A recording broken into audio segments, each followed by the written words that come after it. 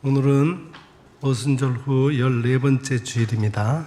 오늘 예배에 참여하신 우리 모든 성도님들을 진심으로 환영하고 축복합니다. 또 가정에서 이 시간 영상으로 예배드리는 우리 모든 영문의 예배 가족들도 진심으로 환영하고 축복합니다.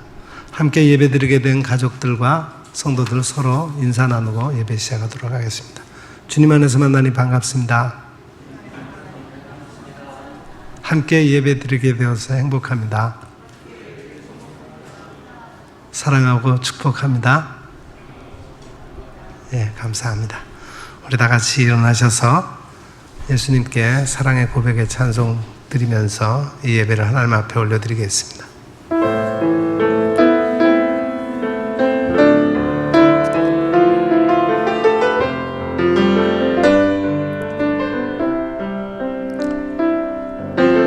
예수 사랑해요.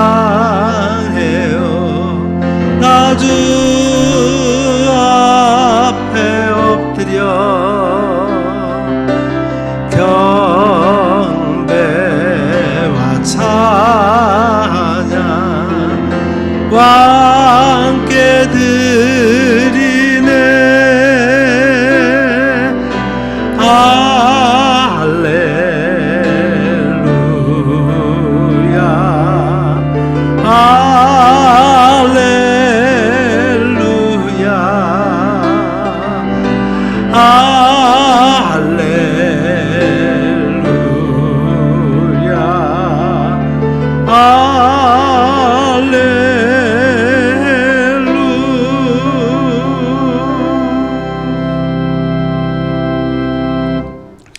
이스라엘의 왕인 여호와, 이스라엘의 구원자인 만군의 여호와가 이같이 말하노라. 나는 처음이요 나는 마지막이라. 나 외에는 다른 신이 없느니라. 하나님은 영이시니 예배하는 자가 영과 진리로 예배할지니라. 아멘. 주님, 지난 한 주간도 변함없는 사랑으로 저희들의 삶을 은총으로 채워주심에 감사를 드립니다.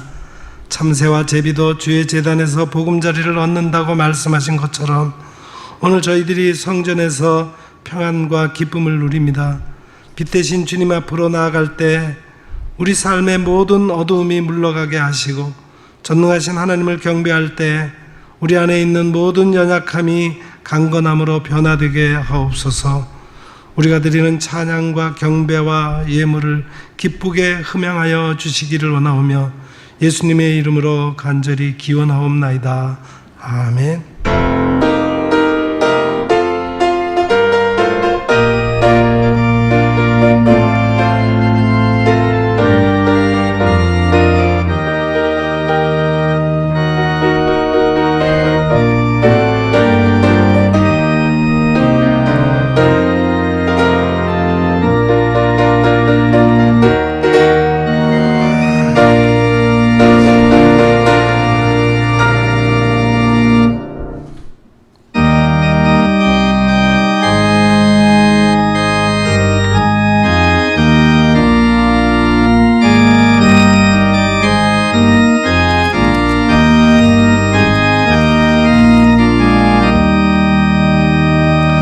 멸류관 벗어서 주 앞에 드리세.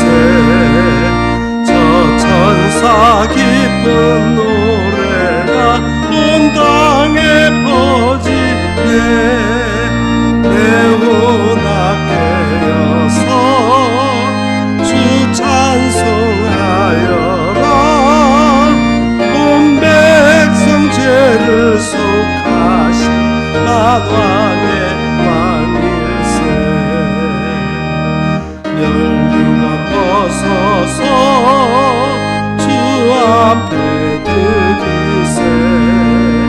저속과 몸의 상처가 영광 중 빛나네.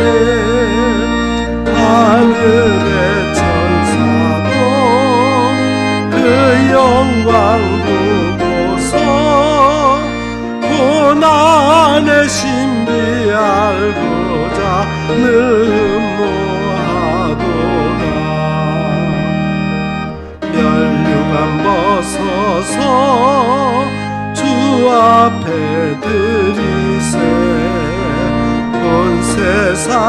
전쟁 그치고 참 평화 오겠네.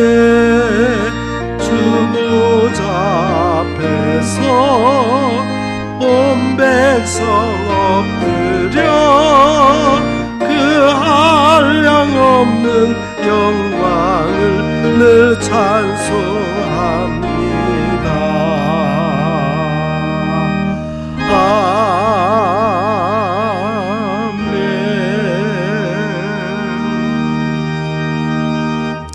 하나님 우리의 참여하며 통회하는 마음을 기뻐 받으십니다. 이 시간 우리의 지난 한 주간의 삶을 되돌아보며 우리의 죄와 허물을 주님 앞에 솔직히 고백하는 시간을 갖겠습니다. 사랑이 많으신 하나님 아버지, 회개하는 자녀들을 외면하지 않으시고 정결하게 회복시켜 주시는 것을 믿습니다. 그 사랑을 믿고 이 시간에도 우리의 모든 죄를 고백하오니 용서해 주옵소서. 지난 한 주간 동안 살면서 저희들은 정직한 신앙을 유지하지 못했습니다.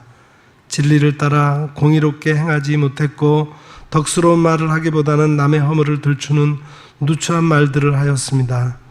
환난 중에 있는 이웃을 돌보지 아니하였고 고아나 과부와 나그네들이 겪고 있는 고통과 궁핍을 외면했습니다. 이처럼 저희들은 경건한 모양은 갖추고 있었으나 경건의 능력은 상실한 성도였습니다. 그러면서도 스스로의 경건을 자랑하며 영적으로 자만하였습니다.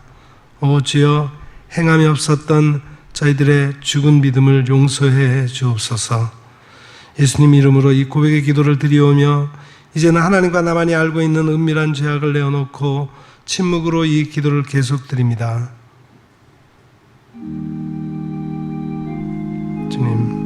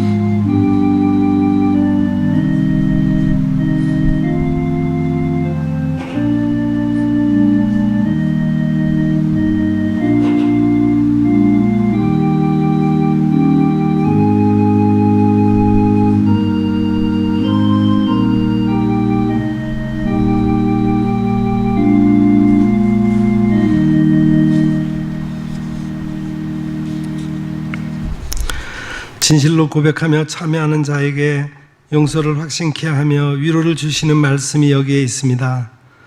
여호와는 긍휼이 많으시고 은혜로우시며 노하기를 더디하시고 인자하심이 풍부하시도다. 자주 경책하지 아니하시며 노를 영원히 품지 아니하시리로다. 아멘. 이제는 우리가 함께 우리의 신앙을 사도신경으로 고백드리오니 나는 전능하신 아버지 하나님 천지의 창조주를 믿습니다. 나는 그의 유일하신 아들 우리 주 예수 그리스도를 믿습니다. 그는 성령으로 잉태되어 동정녀 마리아에게서 나시고 본디오 빌라도에게 고난을 받아 십자가에 못 박혀 죽으시고 장사된 지 사흘 만에 죽은 자 가운데서 다시 살아나셨으며 하늘에 오르시어 전능하신 아버지 하나님 우편에 앉아 계시다가 거기로부터 살아있는 자와 죽은 자를 심판하러 오십니다. 나는 성령을 믿으며 거룩한 공교회와 성도의 교제와 죄를 용서받는 것과 몸의 부활과 영생을 믿습니다. 아멘.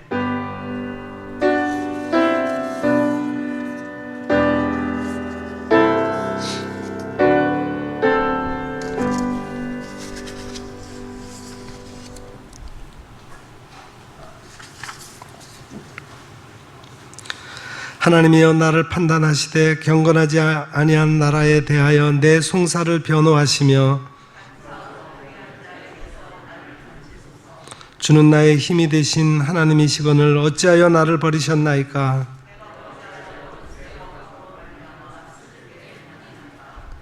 주의 빛과 주의 진리를 보내시어 나를 인도하시고 그런즉 내가 하나님의 제단에 나아가 나의 큰 기쁨의 하나님께 이르리이다.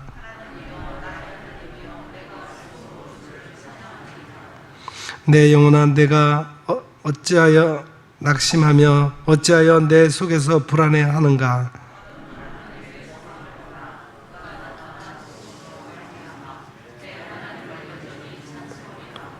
아멘.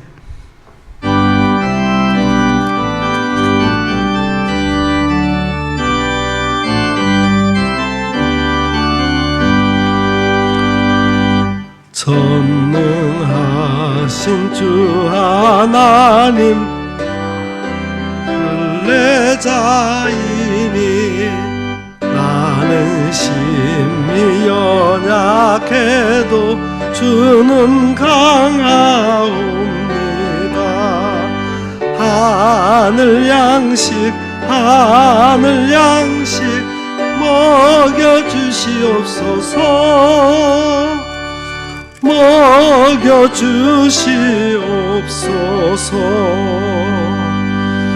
수정 같은 생명수를 마시도록 하시며 불과 구름 기둥으로 나를 인도하소서. 나의 주여 힘과 방패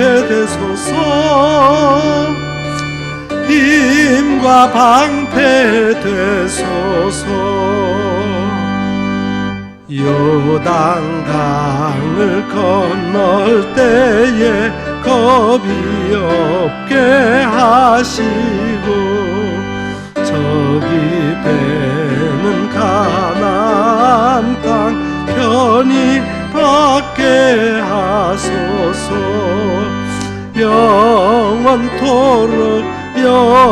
영원토록 주께 찬양하리라.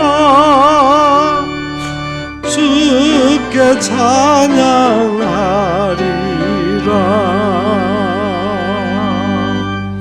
아멘.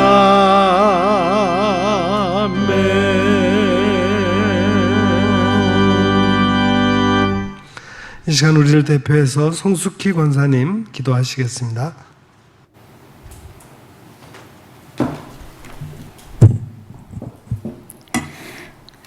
아버지 하나님, 저희들을 사랑하시어 자녀 삼아주시고 은혜 가운데 예배하고 축복받게 하시니 감사합니다.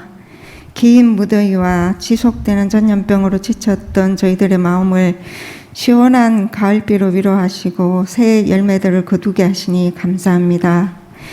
팬데믹으로 인하여 많은 어려움이 있지만 영상 예배의 확산으로 어디서나 어떤 환경에서나 주님을 만나고 찬양과 경배를 드릴 수 있게 하시니 이 또한 감사합니다. 그럼에도 불구하고 예배를 소홀히 하고 믿음이 연약해지는 저희들을 불쌍히 여겨주시고 마음 중심에 예수님을 모시고 일상의 최우선이 예배 생활이 되는 굳건한 믿음을 허락하여 주시옵소서. 영문 공동체를 위하여 세우신 주의 종들에게 하나님의 영을 내려주시어 전하는 말씀마다 영혼과 육신을 꿰뚫어 마음의 생각과 뜻을 감찰하게 하시고 십자가 예수님의 사랑으로 성도들을 살피는 선한 목자들이 되게 하시옵소서. 모든 성도들에게는 말씀을 바르게 깨닫는 지혜를 주시어 마땅히 행해야 할 선한 길을 걸어가도록 인도하여 주시옵소서. 부모들의 능력 있는 믿음을 본받아 자녀들의 신앙이 튼튼하게 자라서 세대를 이어 축복받는 가정들이 되게 하시옵소서. 질병으로 고생하는 교우들의 몸과 마음을 주님의 오른손으로 만져 치유하여 주시고 주님 앞에 갈 때까지 찬양과 기도를 멈추지 않게 하소서. 세계적인 재난으로 경제적인 어려움에 처한 가족들에게, 가정들에게 늘 가까이 계시는 하나님을 간절히 바라고 부르짖고 매달리는 믿음을 주시고 해어날 새로운 길을 열어주시옵소서. 일자리가 줄어서 취직이 어려운 청년들에게 은사에 맞는 직장을 허락하시고 군 복무 중인 아들들에게 바이러스와 사고로부터 지켜주시고 영육 간의 강건함을 주시옵소서. 결혼 정년기에 있는 자녀들에게 아름다운 믿음의 가정을 이룰 배우자를 보내주시고 새 생명을 기다리는 가정들에게 여호와의 기업인 태의 열매를 허락하시옵소서. 오늘은 아동부 여름 성경학교가 있습니다. 에 서서 준비한 교사들과 참여하는 아이들 모두가 성령을 오감으로 체험하는 은총의 시간이 되게 하시옵소서. 우리나라를 여기까지 사랑하신 하나님, 지금은 새로운 지도자 선출을 위하여 준비하는 기간입니다. 하나님의 공의와 정의가 흘러서 강한 자나 약한 자가 함께 행복하게 살아가는 나라를 만들어갈 슬기가 있고 올바름을 아는 지도자를 세워주시옵소서. 북쪽에 있는 동포들도 같은 은혜로 구원받고 예배하며 자유롭게 서로 왕래하는 날을 속히 허락하여 주시옵소서. 세계 곳곳에서 지진, 화재, 전염병, 그리고 전쟁 후유증으로 많은 생명들이 죽어가고 있습니다. 자비가 많으신 하나님, 저들을 긍휼히 여겨주시고 더 이상 안타까운 재앙이 생기지 않도록 주님 간섭하여 주시옵소서. 여러 가지 위험과 혼란 속에서도 하나님 나라 확장을 위해서 목숨 걸고 헌신하는 선교사님과 그 가족들의 건강과 안전을 지켜주시고 필요한 모든 것들을 넉넉하게 채워주시옵소서. 이 시간 최 목사님을 통하여 선포하시는 하나님의 말씀이 전하는 자와 듣는 자 모두의 심령을 쪼개어 정결하고 새롭게 하는 능력이 되게 하시옵소서. 예수님 이름으로 기도드렸습니다. 아멘.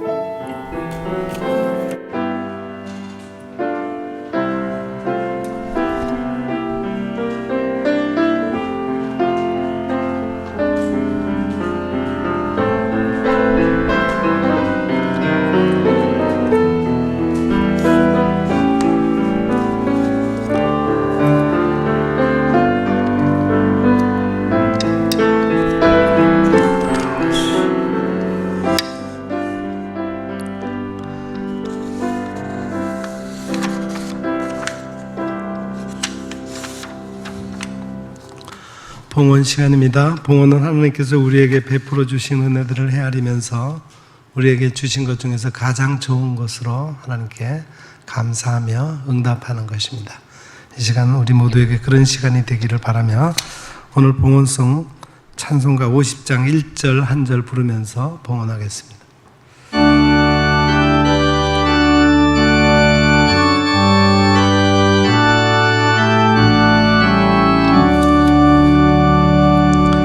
내게 있는 모든 것을 아낌없이 드리네.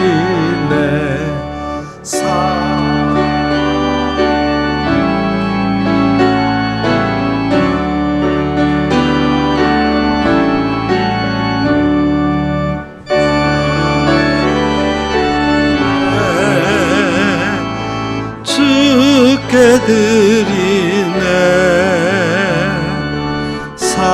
사랑하는 구주 앞에 모두 드리네.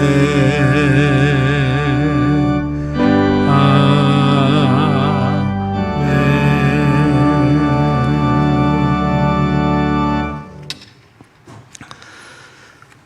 세상을 사랑하시어 독생자를 보내주시고 그 아들 예수님을 십자가에서 속죄의 제물로 삼으신 하나님, 그 십자가 구속의 은혜를 감사드립니다. 아버지 하나님의 사랑과 아들 예수님의 희생으로 구원과 영생을 얻은 저희들이 그 은혜에 감사하여 여기 정성의 예물을 드립니다. 받아주시고 축복하여 주옵소서. 11조와 감사의 예물과 선교와 구제와 장학사업을 위한 예물을 드립니다. 모두 기쁘게 받으셔서 하나님의 뜻에 합당하게 사용하여 주옵소서. 예수께서 평화를 위한 제물이 되셨듯이 저희들도 세상에서 평화의 도구로 살아가게 하옵소서. 우리의 왕 되신 우리 주 예수 그리스도의 이름으로 이 봉헌의 기도를 드리옵나이다. 아멘. 감사합니다. 교회 소식 전해드리겠습니다.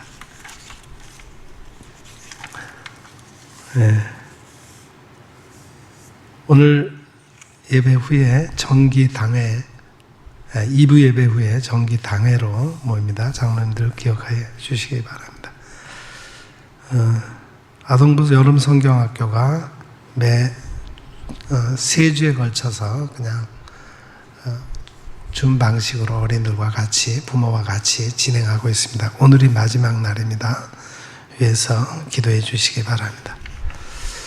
다음 주일 9월 첫 번째 주일인데 첫 번째 주일을 총회 주일로 지킵니다. 성찬식이 있고요. 또 총회를 위한 헌금을 드립니다. 총회에서는 바라기는 우리 교우 1인당 3,000원 이상, 우리 항존직 분자들은 10,000원 이상 그렇게 총회를 위해서 헌금을 해달라는 그런 부탁이 있습니다. 참고해 주시기 바랍니다. 그리고 다음 주일 예배 후에 정기 재직회가 예정되어 있습니다. 또 그동안 쉬었던 구역장 모임 또 구역 예배를 이번 주부터 재개하려고 합니다. 9월 1일 수요일 오전 11시에 줌을 통한 구역장 모임이 있습니다. 구역장님들 꼭 잊지 마시기 바랍니다. 나머지는 교회 소식란을 참고해 주시기를 바랍니다. 감사합니다. 이제 하나님의 말씀 듣는 시간입니다. 오늘 우리에게 주시는 하나님의 말씀은 신약성경 마가복음 7장 1절부터 8절과 14절부터 15절, 21절부터 23절, 또 야고보서 1장 19절부터 27절까지 말씀입니다. 이제 제가 차례대로 봉독해 드리겠습니다. 마가복음에 있는 말씀입니다.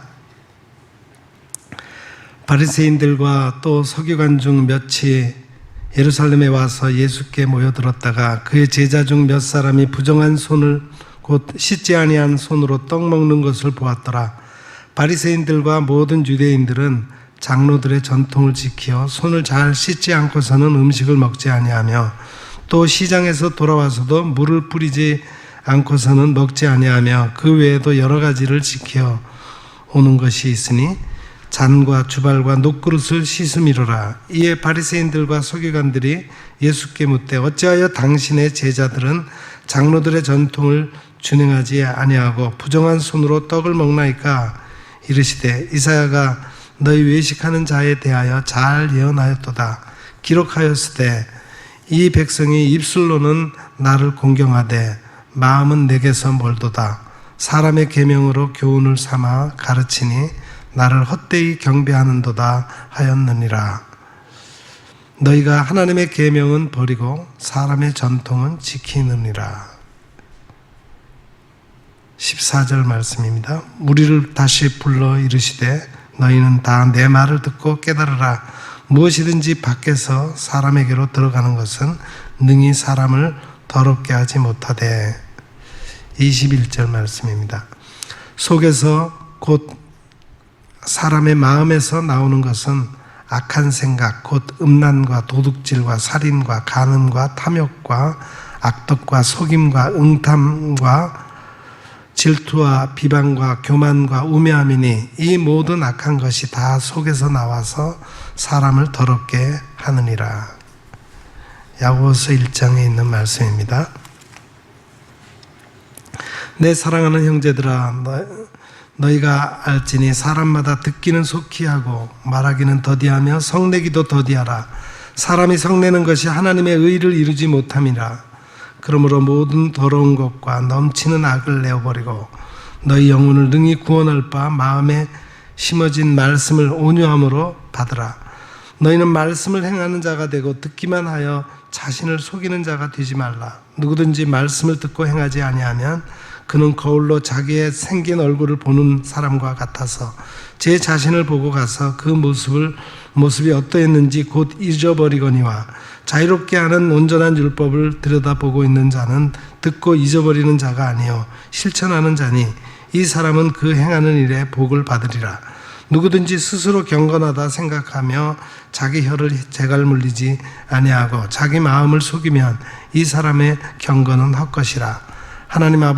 하나님 아버지 앞에서 정결하고 더러움이 없는 경건은 곧 고아와 과부를 그 환난 중에 돌보고 또 자기를 지켜 세속에 물들지 아니하는 그것이니라. 아멘. 오늘 찬양은 유치부에서 영상으로 준비를 했습니다.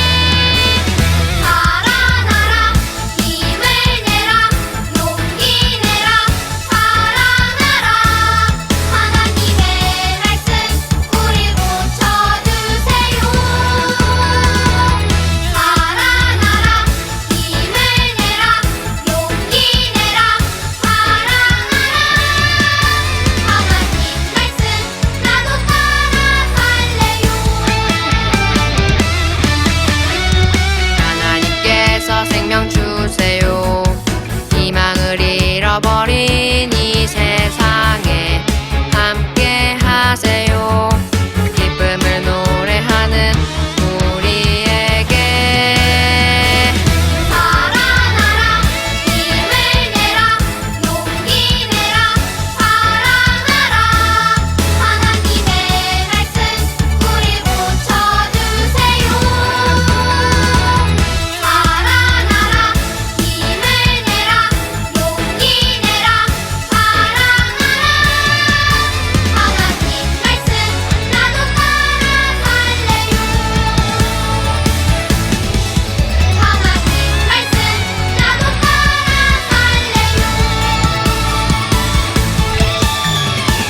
살아나라 힘을 내라 용기 내라 사랑하라 하나님의 말씀 우리 고쳐주세요. 살아나라 힘을 내라 용기 내라 사랑하라 하나님 말씀 나도 따라 살래요.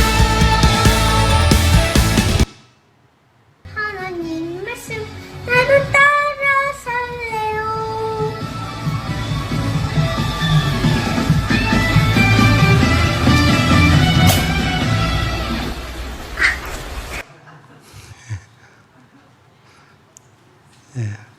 성경학교에서 배운 노래를 율동으로 찬양했습니다. 감사합니다.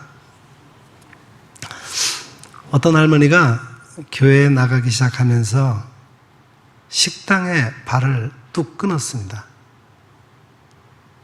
회심하고 들은 처음 설교가 오늘 마가복음 본문의 6절에 외식하는 자였고, 그리고 23절 끝부분에 사람을 더럽게 하느니라는 말씀이 마음에 새겨졌기 때문입니다. 거칠애라는 외식을 밖에 나가서 밥 사 먹는 외식으로 잘못 알고 식당의 식사를 더러운 죄로 생각해 된 까닭입니다.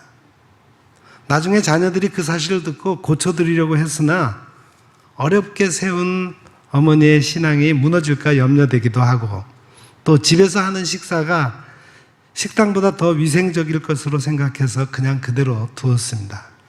그러나 할머니는 점차 자녀들의 식당 출입을 막을 뿐만 아니라 식당 주인들을 찾아가 회개를 촉구하기에 이르게 되자 온 가족이 안절부절 못하는 일이 벌어졌다고 합니다. 이 세상에는 자신이 잘못 이해한 것을 주님의 뜻이라고 오해하는 사람들이 있습니다. 이 할머니는 단순히 문자적 오해에서 문제를 일으킨 것이지만 어떤 종교적 의도나 정치, 사회적 목적을 가지고 진리를 왜곡하는 위선적인 사람은 하나님 앞에 씻을 수 없는 죄를 범하고 있음을 알아야 합니다. 예수 그리스도를 모함하기 위해 예루살렘에서 게네사렛 지역까지 내려온 바리새인들과 서기관들이 있었어요. 이들은 그리스도 곁에 모여 있으면서 기회를 노리다가 제자들이 손을 씻지 않고 떡을 먹자 의도적인 도전을 시작했습니다. 장로들의 전통은 손을 씻지 않고 음식을 먹어서는 안 된다는 거예요. 이들은 결정적인 한 건을 잡았다고 의기양양하게 그리스도를 공격했습니다. 어찌하여 당신의 제자들은 장로들의 전통을 준행하지 아니하고 부정한 손으로 떡을 먹나이까? 모 방송국에서 그 남자 그 여자라는 프로그램이 방송된 적이 있습니다.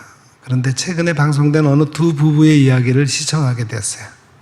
처음부터 끝까지 다 본 것은 아니고 잠깐 시간이 날 때마다 보았기 때문에 제가 혹시 잘못 말씀드릴 수도 있을 것입니다. 이 점을 이해하고 들어주시기 바랍니다. 그 방송에 나오는 그 남자는 재능이 많은 사람입니다. 뭐든지 그 남자 손에 들어가면 사용할 수 없었던 것도 사용하게 만드는 기술이 있었어요. 그리고 그 남자는 그런 자신의 재능을 아주 자랑스럽게 생각하면서 또 그런 일을 하는 것에 대해서 대단한 긍지와 자부심을 갖고 있었습니다. 그래서 그 남자로서는 이곳저곳 사방으로 다니면서 사람들이 쓰다가 버린 물건들을 주워오는 것이 아주 큰 일입니다. 그러다 보니까 이 남자가 주워온 물건들이 집안의 곳곳에 쌓여 있는 거예요. 집안에 이것저것을 말할 것도 없이 옥상까지도 고물들로 가득 차 있습니다. 물론 언젠가는 그것들을 쓸 수 있게 고쳐서 원하는 사람에게 팔거나 아니면 필요한 사람에게 주려고 모아놓은 것들입니다. 한편 그 여자는 식당을 운영하고 있습니다. 몇 층인지 알 수 없지만 자기 소유의 빌딩을 갖고 있으면서 복요리집을 운영하고 있는데 항상 손님으로 가득 찰 정도로 식당이 잘 되고 있습니다. 하지만 그 여자의 얼굴에는 늘 불만으로 가득 차 있습니다. 식당을 운영하는 사람으로서 자신의 식당이 늘 손님으로 가득 차 있으니 늘 기뻐하고 즐거워해야 하는데 그 여자의 얼굴은 그렇지 않아요. 이유는 그 여자의 남편인 그 남자 때문입니다. 그 여자에게 그 남자는 아주 못마땅한 존재입니다. 그 여자의 표현대로라면 죽이고 싶을 정도로 미워하고 있습니다. 그 남자가 천지사방에다가 고물을 쌓아놓고 그 여자가 보기에는 쓸데없는 일에만 매달려 살기 때문입니다. 한번 생각해 보세요. 비가 내릴 때마다 지붕이 새서 방바닥에 빗물로 난장판이 되고 있건만 그 남자는 별로 신경을 쓰지 않고 있으니 그 여자로서는 얼마나 답답하고 속이 터질 노릇이겠어요. 그 남자도 할 말이 많았습니다. 자기 딴에는 식당을 운영하는 그 여자를 열심히 돕고 있다는 겁니다. 식당에서 그 남자가 주로 하는 일은 주차 관리입니다. 그리고 손님들을 식당까지 안내하는 일도 하고 있습니다. 그리고는 끝이에요. 나머지는 자기 할 일만 하는 겁니다. 그 남자는 부지런히 고물들을 주워다가 고쳐서 쓸 수 있는 물건으로 만들어내고 있습니다. 그런데 그 남자 자신은 그 여자에게 아무 쓸모가 없는 존재가 되어 있으니 이런 모순도 없습니다.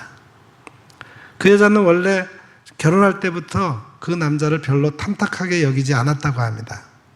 그 여자는 결혼할 마음이 거의 없었는데 그 남자가 강제로 진행하는 바람에 마지못해서 억지로 결혼했다는 것이 그 여자의 주장입니다.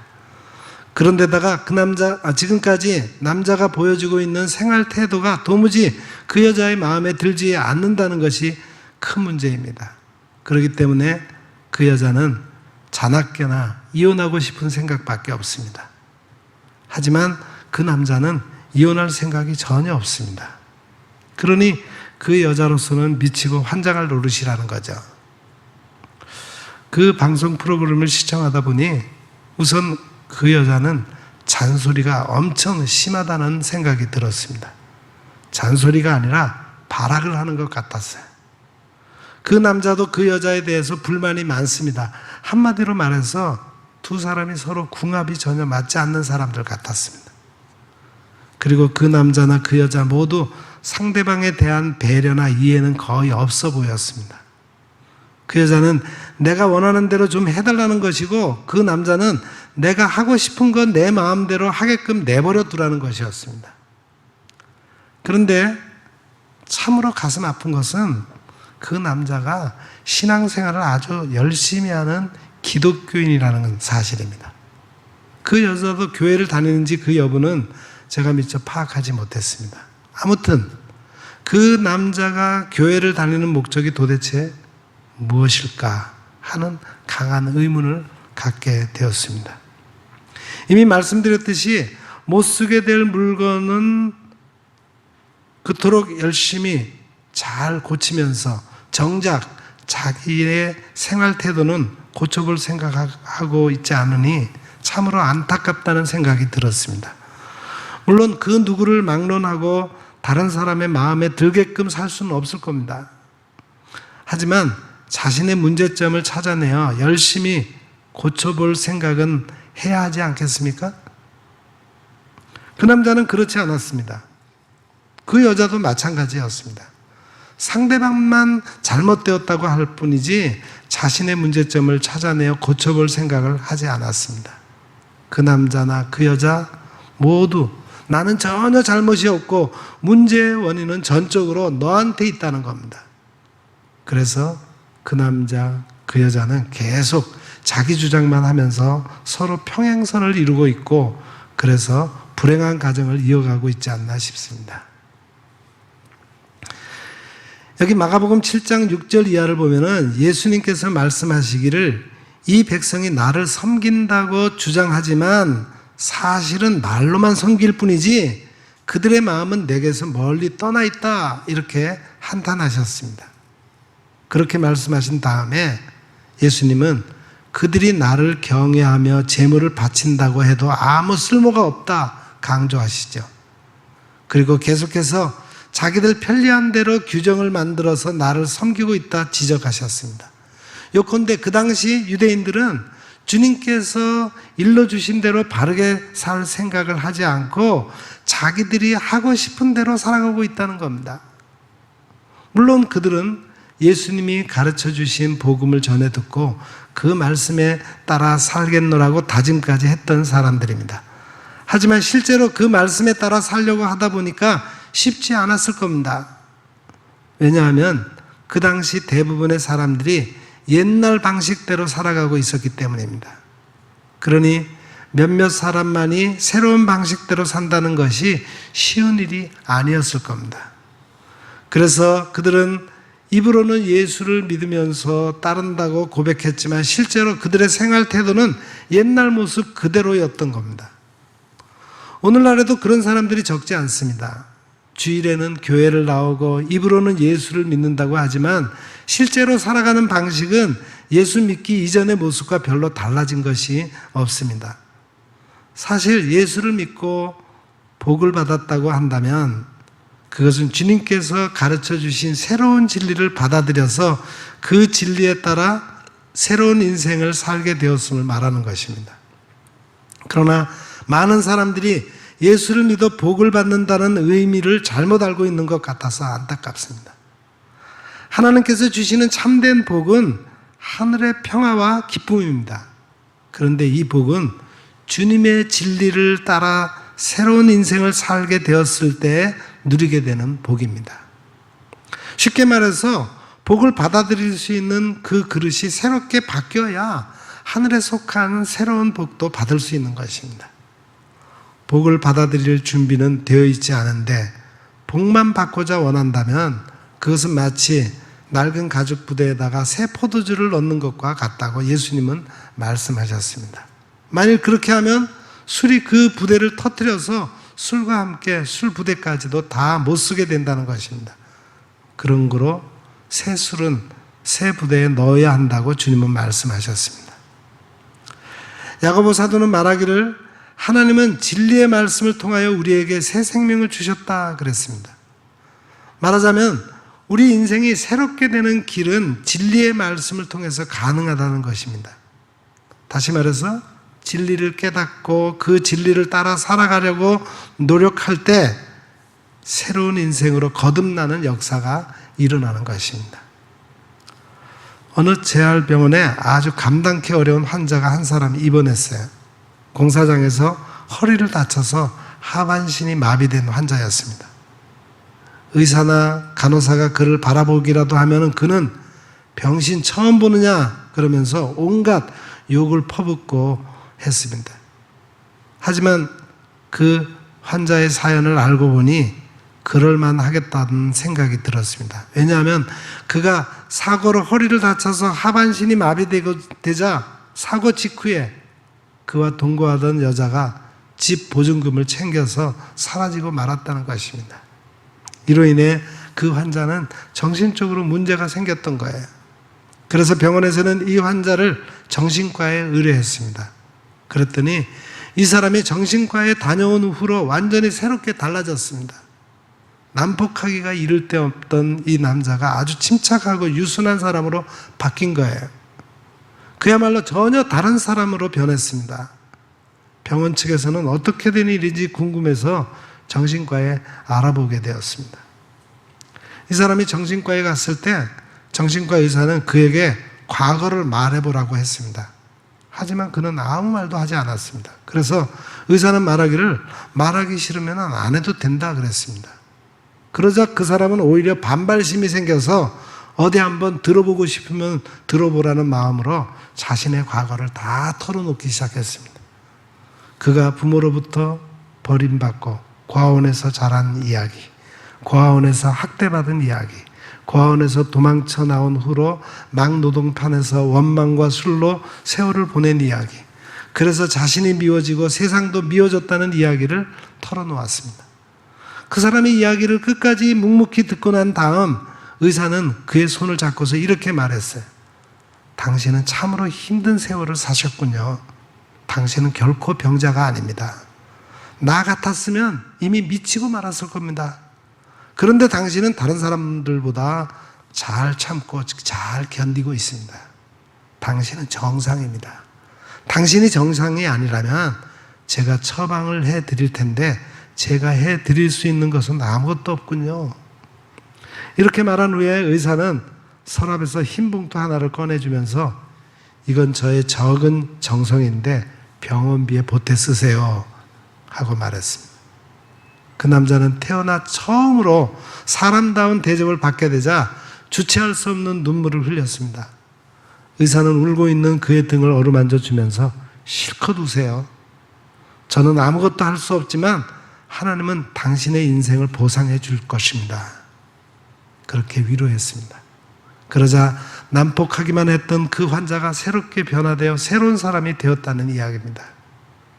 그러니까 그 정신과 의사는 난폭했던 그 환자에게 하나님의 말씀을 몸으로 직접 보여준 것입니다. 그래서 의사가 몸으로 보여준 그 말씀이 난폭했던 그 환자를 변화시켰던 것이죠. 야고보 사도는 말하기를 하나님의 말씀은 우리의 마음을 사로잡아 우리를 구원할 능력이 있다 그랬습니다. 정신과 의사가 몸으로 보여준 하나님의 말씀이 그 난폭했던 환자를 변화시키는 능력이 되었던 것입니다. 야고보는 그의 편지에서 새로운 인간의 모습은 어떠해야 하는지, 그리고 바람직하지 못한 크리스천은 어떤 사람인지에 대해서 말해주고 있습니다. 우선 가장 좋은 사람이 되려면은 듣기는 속히 하고 말하기는 천천히 하며 함부로 성내지 말아야 한다 그랬습니다. 특히 분노할 경우에는 하나님의 의를 이루는데 방해가 된다 그랬습니다. 야고보 사도는 바람직하지 못한 기독교인에 대해서도 말하는데 듣기만 하고 행하지 않는 사람은 자기 스스로를 속이는 사람이라고 했습니다. 뿐만 아니라 만일 누가 스스로 그 자신을 기독교인이라고 하면서도 함부로 말을 한다면 그런 사람은 자신을 속이는 것이고 그런 믿음은 아무런 가치가 없다고 역설했습니다. 그렇다면 과연 어떤 사람이 바람직한 기독교인이라고 할 수 있을까요? 말할 것도 없이 하나님의 말씀을 잘 듣고 잊지 않는 사람, 그래서 그 말씀을 실천에 옮기는 사람입니다. 야고보서 1장 25절을 보면은 하나님의 법을 마음속에 잘 새기고 그것을 지켜 행하는 사람은 그가 하는 일마다 복을 받을 것이다 그랬습니다. 그렇다면 어떻게 사는 것이 지혜로운 인생일까요? 다시 야고보 사도의 말을 빌려서 답해 볼까 합니다.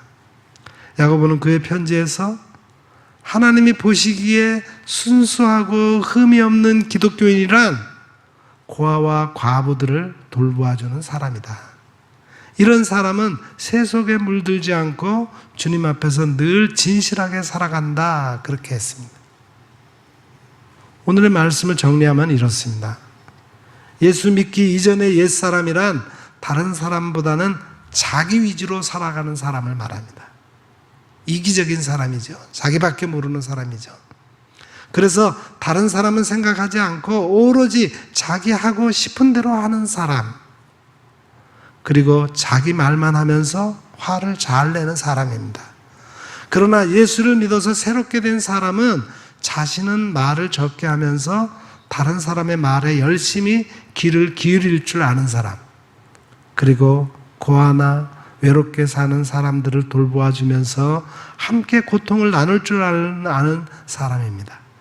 뿐만 아니라 세속에 물들지 않고 주님 앞에서 늘 진실하게 살고자 노력하는 사람을 말합니다. 물론 우리가 이렇게 산다는 것이 쉽지 않은 일입니다. 다만 이렇게 사는 것이 옳다고 인정하면서 그렇게 살고자 부단히 노력할 때 하나님은 성령으로 오셔서 우리를 적극적으로 도와주시는 것입니다. 그러나 그 반대로 자기 중심적으로 살아가는 사람은 성령이 아닌 악령이 그 속에 들어가서 그를 멸망의 길로 인도하는 것입니다. 스탠포드 대학의 심리학자인 필립 장 바르도 교수는 이런 실험을 했다고 합니다. 치안 질서가 비교적 허술한 골목에다가 보존 상태가 똑같은 두 대의 자동차를 본넷을 열어놓고 일주일간 방치해 두었습니다. 그런데 다른 한 대는 창문을 조금 깬 상태로 놓아두었습니다. 일주일 후에 두 자동차가 어떻게 됐을까? 본닛맛 열어둔 자동차는 특별히 어떤 변화가 일어나지 않았습니다. 그러나 유리창을 조금 깬 상태로 놓아둔 자동차는 아예 고철이 되어버리고 말았던 겁니다. 자동차를 놓아둔 지 겨우 10분 만에 배터리가 없어졌고, 그리고 얼마 후에는 타이어도 사라지고 낙서와 파괴가 자행되었습니다. 요컨대 자동차의 유리창이 파괴된 것은 사람들로 하여금 심리적으로 아주 큰 파괴로 느끼게 했다는 겁니다. 그래서 사람들은 그 자동차를 그처럼 망가뜨리고 말았습니다. 그렇습니다. 아주 작은 파괴라도 그대로 내버려 두면 또 다른 파괴, 큰 파괴를 불러오게 마련입니다. 우리가 하나님 앞에서 바르게 살고자 노력하면, 그래서 언제나 경건한 자세를 갖추고 있을 경우 악한 세력이 우리를 쉽게 넘보지 못하는 것입니다. 물론 경건하게 살고자 노력해도 실수하고 잘못도 범하게 됩니다. 그럼에도 불구하고 우리가 하나님의 뜻대로 살고자 하는 마음을 버리지 않는다면 우리는 더 큰 실수와 잘못을 막아낼 수가 있는 것입니다. 사랑하는 성도 여러분, 하나님의 말씀은 우리의 자유와 생명을 지켜주는 울타리와도 같습니다. 우리가 하나님의 말씀대로 살고자 힘쓰면 그 말씀이 우리를 지켜주는 울타리 역할을 해주는 거예요. 반면에 우리가 하나님의 말씀을 무시하고 살면 그 말씀은 망가진 울타리와도 같아서 우리를 지켜주지 못하게 되는 겁니다. 정말로 사람을 더럽히는 것은 마음속에서 나오는 악한 생각들입니다. 그리스도께서는 악하고 더러운 생각 12가지를 예로 드셨어요. 이 더러운 죄악의 목록들은 10계명의 6째 계명부터 10번째 계명 가지를 망라하고 있습니다. 살인, 간음, 도둑질, 속임, 탐욕이 그것입니다. 그리고 악독과 질투와 비방과 교만과 우매함이 살인을 부르는 악한 것들입니다. 촌철살인이라는 말이 있죠. 작고 날카로운 쇠붙이로도 사람을 죽일 수 있다는 뜻인데, 짧은 경구로 사람의 마음을 찔러 감동시킬 때 사용합니다. 요즘은 교묘하게 짧은 말로 남의 마음에 상처를 내는 일이 많아졌어요. 이른바 악성 댓글, 곧 악플이 대표적입니다. 그런 악독한 비방이 살인을 부르는 원인이 될 수 있다는 점을 우리는 마음 깊이 새겨야 합니다. 음란과 음탕처럼 간음과 연결되는 더러운 일도 예로 드셨어요. 이는 갈수록 만연하는 성적인 범죄와 무절제한 생활에 경종을 울려줍니다. 그리스도인의 생활은 하나님 앞에 정결한 신부의 모습을 갖추어야 합니다. 하나님을 저버리고 부와 권력을 우상으로 섬기는 태도도 영적 간음이라는 사실을 잊어서는 안 됩니다. 8번째 계명인 도둑질은 남모르게 훔치는 것과 강제로 빼앗는 것을 포함하며 속임이나 탐욕은 각각 8째 이하의 계명에 속하는 죄악들입니다. 예수 그리스도께서는 모든 도덕적 부정과 내면적 부정을 경계하셨습니다. 이 더러운 것들은 단순한 행위에서가 아니라 사람의 마음에서 나오는 악한 생각이라는 사실을 잊어서는 안 됩니다. 스위스의 크리스천 사상가인 칼 힐티는 기독교의 형식주의를 비판합니다. 성실한 정신이 깃들이지 않는 모든 형식주의, 예컨대 마음에 진실 없이 교회에 다니는 것이나 억지로 가정 예배를 드린다거나 하는 것은 오히려 신앙을 저해할 수 있다 했습니다. 형식적 신앙을 내세우며 자기 도취에 빠지는 것은 기독교 발전에 장애를 가져온다면서 크리스천에게 경종을 울렸습니다. 우리의 신앙이 형식주의에 빠지는 것이 가장 큰 위험입니다. 예수님께서 우리에게 주신 말씀을 따라 마음에서 일어나는 12가지 더러움을 은혜의 샘물로 씻으면 형식주의의 폐해에서 벗어나게 됩니다. 단순히 손을 씻지 않고 먹는 것이 무슨 문제가 될 것입니까? 마음으로 하나님을 섬기며 신실한 심령을 온전히 하나님께 드리고 있는지 그 여부가 중요할 따름입니다.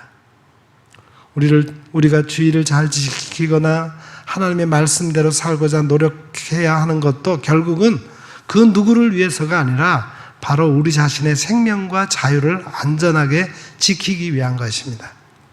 그런 거로 겉보기에게만 예수를 믿는 사람처럼 살 것이 아니라 실제로 주님의 말씀대로 살고자 애쓰고 노력하는 사람이 되어야 하겠습니다. 아무쪼록 우리 모두 말로만 하나님을 섬겨 살 것이 아니라 진심으로 하나님을 정성껏 섬겨 살아감으로써 그 은혜와 사랑 안에서 참 평안과 기쁨을 누리시는 여러분이 다 될 수 있기를 주님의 이름으로 간절히 축원합니다. 기도하겠습니다. 거룩하신 하나님, 오늘도 말씀을 통해서 우리의 신앙의 상태를 살펴보게 하심을 감사드립니다. 말로만 하나님을 섬기며 형식적인 신앙에 갇혀있던 우리의 외식하는 모습을 내려놓게 하시고 마음속에 남아있는 음란과 도둑질과 살인과 탐욕과 속임과 질투, 비방, 교만 등의 더러운 것들을 다 내어버리게 하옵소서. 말을 앞세우지 말고 진실한 마음으로 하나님 말씀대로 지켜 행하는 자가 되게 하옵소서. 예수님의 이름으로 기도드립니다. 아멘.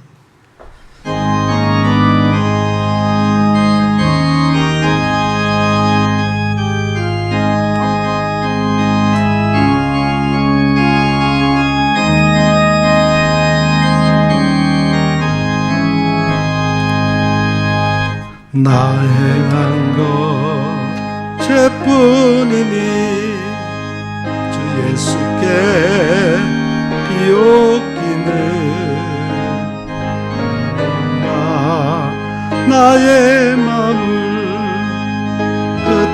하게 하옵소서.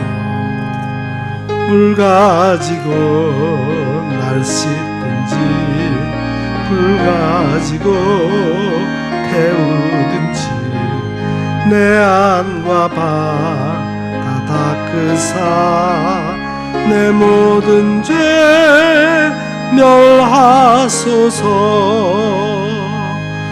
내 어두운 눈 밝히시니 참 기쁘고 고마우나.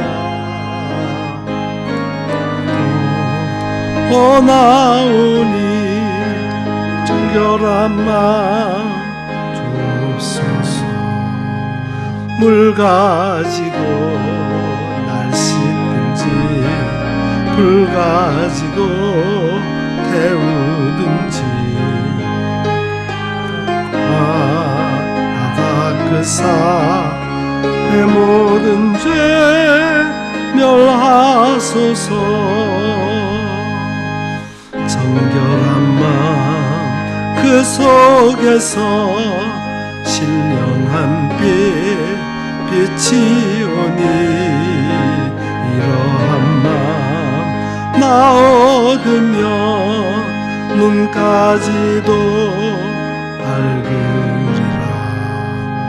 물 가지고 날 씻든지 불 가지고 태우든지 내 안과 바 닦으사 내 모든 죄 멸하소서.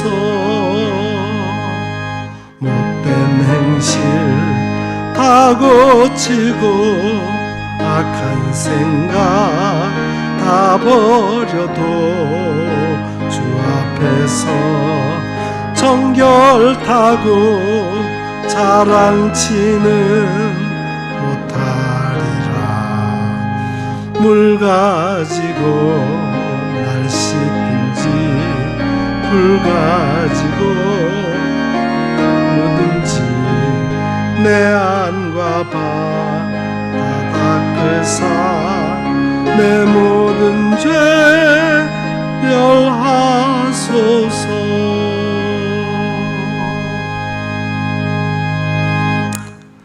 윤배병 장로님, 김경인 권사님 가정에서 둘째 아들 윤명준 군 결혼에 감사해서 빵을 준비해 주셨습니다. 결혼식이라도 우리 교우들 초청하지 못하고 그래서 미안한 마음도 있고 해서 빵을 준비했다고 그러니까 예배 마치고 하나씩 다 가져가시기 바랍니다. 여러분에게 위탁의 말씀을 드립니다. 사랑하는 성도 여러분, 사람의 입으로 들어가는 것이 사람을 더럽게 하는 것이 아니라 사람의 마음속에 있던 더러운 것들이 나와서 사람을 더럽게 하는 것이라는 주님의 말씀을 늘 기억하시기 바랍니다. 그래서 우리의 마음을 늘 말씀으로 깨끗하게 하시고 말씀대로 살아감으로 하나님의 의를 이루어가는 하나님의 사람들이 다 되시기를 부탁드립니다. 기도하겠습니다. 이제는 우리 구주 예수 그리스도의 은혜와 우리 하나님 아버지의 크고 놀라우신 사랑하심과 성령님의 감화, 감동, 위로, 교통, 충만하심의 역사가 오늘 말씀을 듣고 우리의 마음을 깨끗하게 하여 사람을 더럽게 하는 사람이 아니라 하나님의 말씀대로 지켜 행함으로 이 세상을 하나님 보시기에 아름다운 세상으로 바꾸어가기로 마음에 다짐하는 여기 머리 숙인 주의 거룩한 백성들 위에와 그 가정과 일터와 또한 우리 온 교회와 이 나라 이 민족 위에 이제로부터 영원 무궁토록 함께 하옵시기를 간절히 축원하옵나이다. 아멘.